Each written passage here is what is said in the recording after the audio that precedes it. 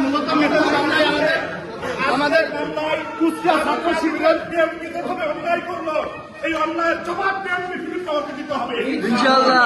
এই মামলায় বিএনপির যে নেতৃবৃন্দ জড়িত সবকিছু আমরা লক্ষ্য করেছি।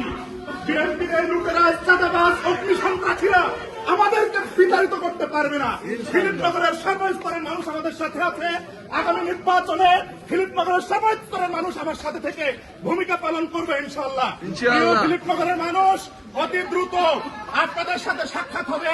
আপনাদের সাক্ষাতের মধ্য দিয়ে আপনাদের হৃদয়ের মানুষ আমি খাজা আহমেদ আপনাদের কাছে এসে উপস্থিত হবো ইনশাআল্লাহ। আপনারা ভয় পাবেন না।